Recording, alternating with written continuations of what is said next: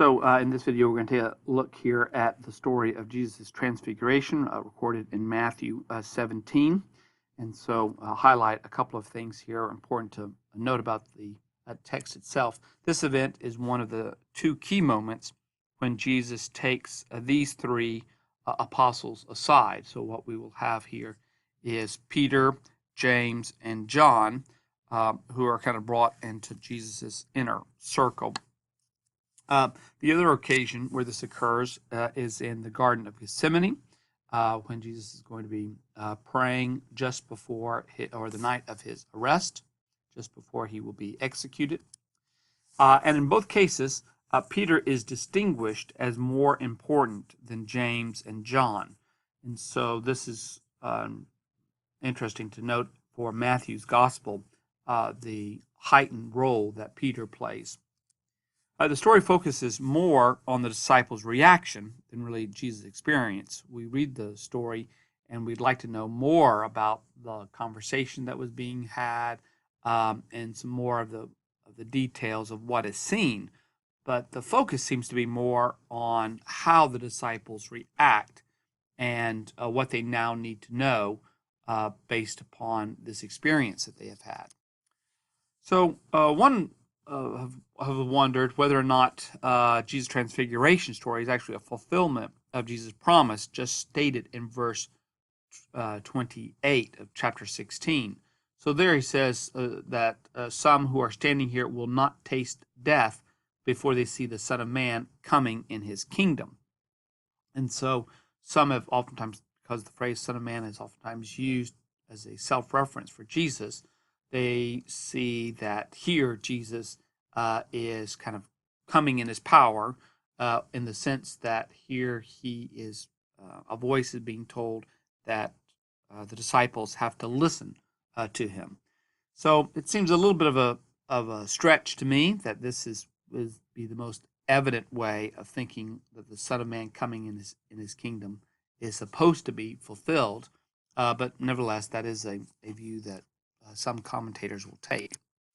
If not a complete fulfillment, at least we could say maybe kind of an anticipatory fulfillment. In other words, all right, it's not really the Son of Man coming, but in this section we'll see something about what will happen to the Son of Man, what will happen to Jesus, and Jesus, in a sense, will come to power. He will come into his kingdom when he raises from the dead. And so his execution, his suffering, followed by his resurrection, could be understood as him kind of entering into this position of authority. So what's going on here a bit is Jesus is presented like an eschatological Moses. When we see language here about Jesus' face shone like the sun, this does recall Moses, whose face also shone when he was in God's presence. And Jesus had said earlier in Matthew 13:43 that the righteous would shine like the sun. So having his own face shine like the sun is kind of reminiscent of what he said would be true of those who are righteous. Of course, shining like the sun also has some background in the book of Daniel, which also may be playing an important role here in this story. His garments became white as light. This recalls the image of the Ancient of Days in Daniel 7:9, who also has clothing that was white as snow.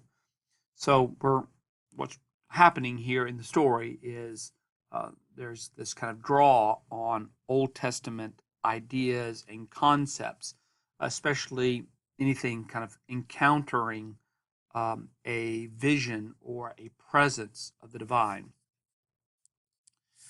So why was it important for believers to know that Moses and Elijah was seen talking to Jesus in verse 3?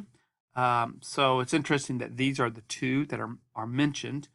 Of course, in the Old Testament, the story about Elijah is quite well known, that Elijah doesn't die, that he is transported, as it were, to to heaven, and so he doesn't experience death.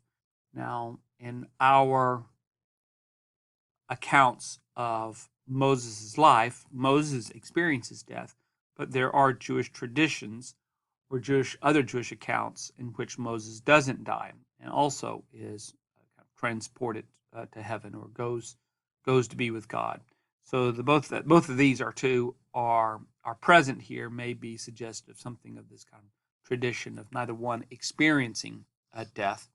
So in other words, these are not ghosts, someone raised from the dead in spirit to talk with Jesus. But like these two men, God has appointed Jesus to confront the powerful. So Moses had to confront Pharaoh, and Elijah had to confront wicked kings in Israel, the kingdom of the north. And both of them are doing so without using violence. But both are going to confront and going to experience sufferings. So, of course, the people with Moses experience suffering, and Elijah experiences suffering. And so they're going to carry out God's purposes, this announcement of God's judgment.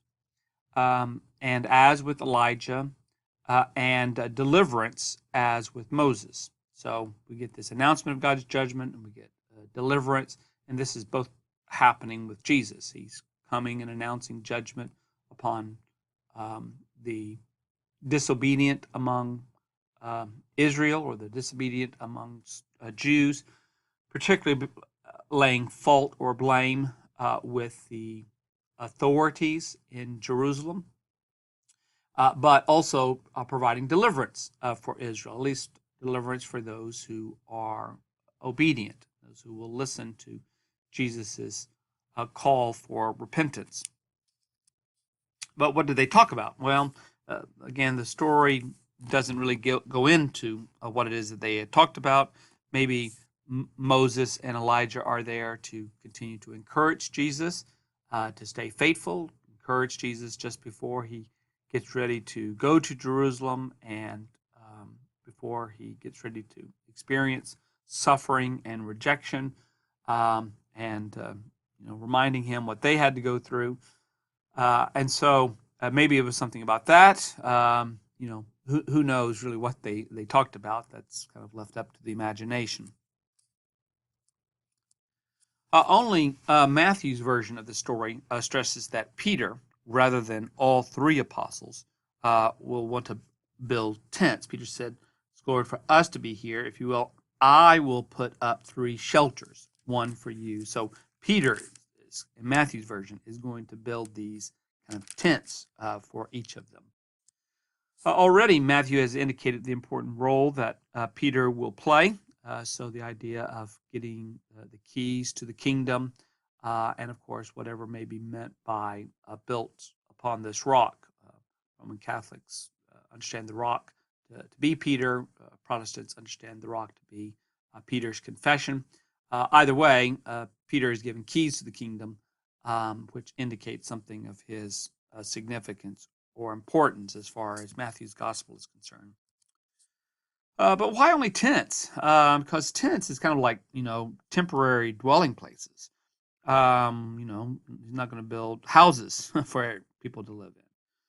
And, maybe he's thinking this is the place, where people are going to come and to visit Jesus and Moses and Elijah.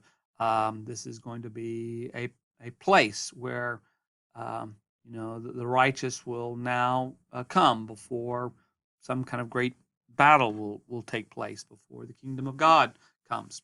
So it's not clear why tents are being made.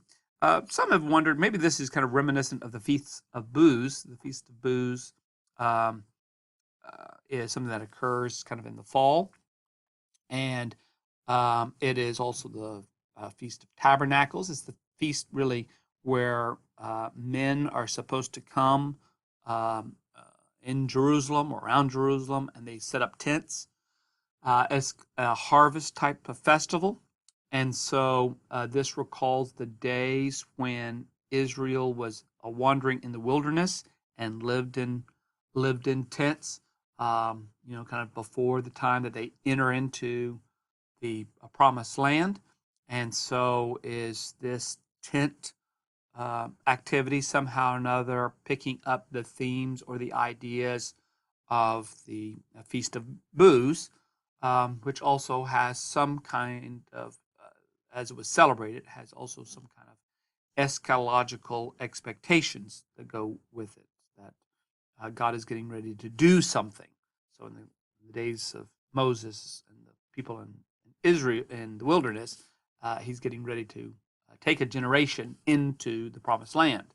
So the Feast of Booths is kind of remembering, as it were, God's eventual deliverance of his people, but he provided for them as well while they are in the wilderness.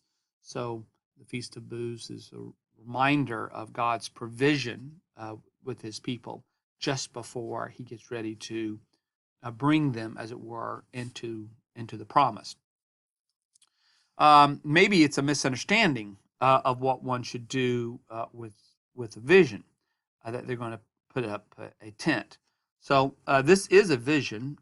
Verse 9 says to them about what they have seen. Do not tell anyone what you have seen. So this idea of they've participated, as it were, in something seen. And maybe it is, having seen a vision, they just want to stay there in this kind of holy moment rather than to actually go out and to engage, as it were, with the powerful forces that are holding back God's people, which is what Jesus is going to do and what the church is eventually going to do. So, in other words, you have a vision, you don't separate yourself from the world and just stay in one place, but instead you are kind of sent out. Visions are supposed to send you out to accomplish God's purposes in the world. Verse 5 is the key proclamation. Listen to Jesus.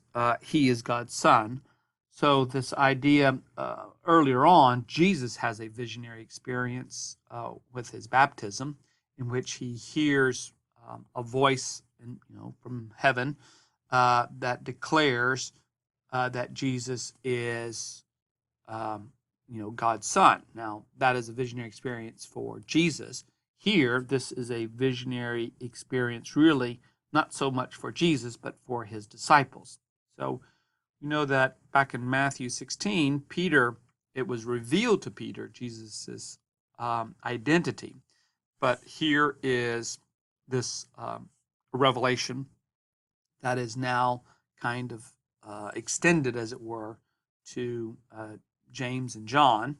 And this visionary experience is confirming that Jesus is the one who should be listened to and that Jesus is God's Son. Now, they probably already believe that he is God's Son, but this visionary experience kind of confirms that faith. So God is interesting that he kind of comes on the clouds as they were, in this. A bright cloud covered them, and a voice from the cloud said. So God is oftentimes transported by a cloud, and he's also hidden by it. So this voice from the cloud is most likely supposed to be understood as being God's voice. The voice is identification of Jesus, then recalls that vision that Jesus had back at his baptism. Now, falling down with exceeding fear or filled with awe was generally seen as an appropriate reaction to the presence of God. So typically in the Old Testament, when someone encounters God, that's what they're supposed to do. They're supposed to be filled with awe. They're supposed to, as it were, go to their faces and become terrified. So what happens is Jesus touches them. He touches them to get up and also tells them not to be afraid. And so this idea about not being afraid, getting up and not being afraid, there's something about this that's quite reminiscent of what we find in Daniel 10 at 9 through 12, where there's also kind of a visionary experience, and there's also this fear and this message of taking strength. Of course, Daniel is also a vision that has to do with fighting against Antiochus Epiphanes. That's the kind of context for the book of Daniel. So, um, Antiochus was leading Jews to be disobedient to the law, to abandon their faith.